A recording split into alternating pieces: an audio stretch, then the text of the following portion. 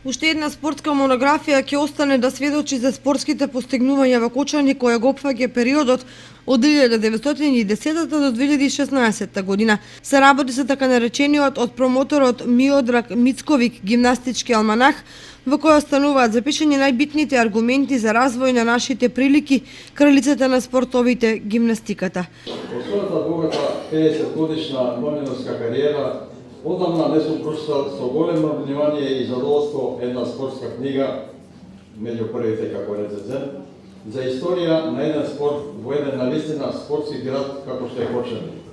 Многу пати сум пишал за фудбалскиот клуб Осогово, за кошаркарите на деликатес, кој едно време има видна улога во кошарката во Македонија, за коментарите за шахистите на 22 октомври.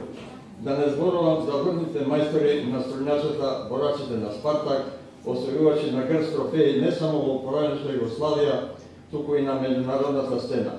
За мојот голем пријател, признат светски струтар во борење Насен Насер, но сепак морам да признам дека гимнастиката во Кочани некако беше запоставена или заборавена во публицитетот што го заслужуваше за своите успеси, за тие луѓе кои потрошија дел од својот живот на големата љубов кон гимнастиката.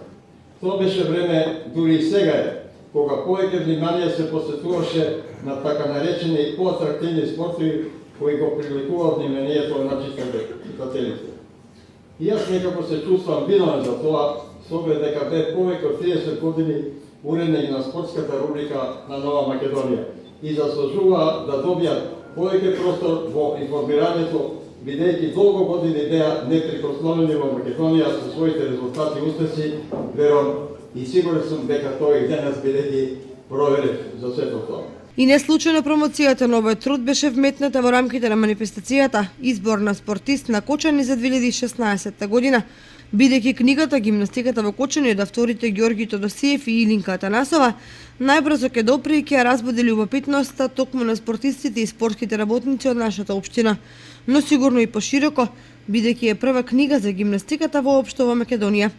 За оваа традиција на издавање книги за спортот во Кочани градоначалникот Радко Димитровски вели: практикуваме да секоја година или преку една година одбележиме некој од спортовите. Знаете дека го одбележиме борењето, го одбележиме фудбалот, генерално во Кочани, а посебно направивме монографија за фудбалскиот клуб Осогово. Ќе продолжиме и понатаму и во наредниот период и за другите спортови, и за другите спортисти да ги одбележуваме. Мноштвото фотографии и личности и настани сами по себе се предизвик за граѓаните на Кочани да ја прочитаат, бидејќи книгата сама по себе е историја на гимнастиката, но и на градот и неговите жители.